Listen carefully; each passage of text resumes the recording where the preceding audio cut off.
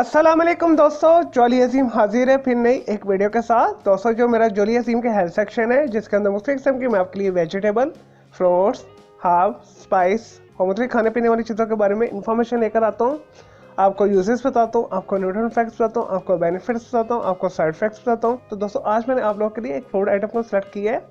दोस्तों वाइडली जो है फूड इंडस्ट्री के अंदर इस्तेमाल होता है। तो दोस्तों आज मैं आप लोगों को इन्वर्ट शुगर सिरप के बारे में इंफॉर्मेशन दूंगा। दोस्तों इसे सिंपली इन्वर्ट सिरप भी बोला जाता है और दोस्तों इसके अलावा बार सिरप भी बोला जाता है। और दोस्तों इसका जो केमिकल फॉर्मूला है C12, H24 और 12 है, अपने अंदर मॉइस्चर को कायम रखता है और रेगुलर जो चीनी से सिरप बनाया जाता है उससे ज़्यादा मीठा होता है, फ्लेवर को इन्हेंस करता है।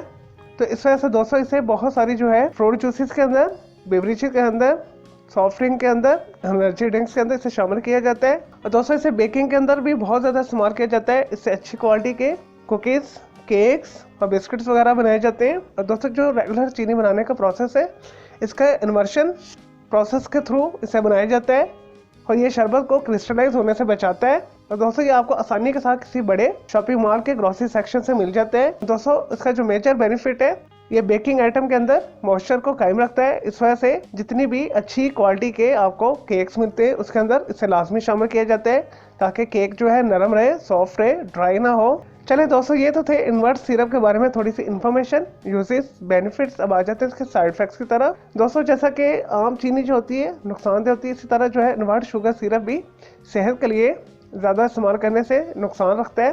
तो इस वजह से आप इसे मुनासिब मिक़दार में इस्तेमाल करें। आम सेहतमंद बंदा इसे जो है एक टाइम के अंदर 1 टेबल स्पून के करीब ले सकता है। और दोस्तों डायबिटीज के मरीज इसे बिल्कुल इस्तेमाल ना करें और दोस्तों उनकी ब्लड शुगर इंक्रीज हो सकती है और दिल के मरीजों के लिए भी ये इन्वर्ट शुगर अच्छा नहीं होता, वो भी इसे अवॉइड करें। और ऐसे अफराद जिनका जिगर बढ़ चुका है या जिगर का उन्हें कोई मसला है, जिगर की कोई बीमारी है, वो भी जो है इन्वर्ट शुगर सिरप से साइड में रहें तो ज़्यादा बेहतर है। दोस्तों इसके अलावा इसका बहुत ज़्यादा इस्तेमाल जो है कैंसर करता है, जिस्म के अंदर फालतू चर्बी को यह पैदा करता है।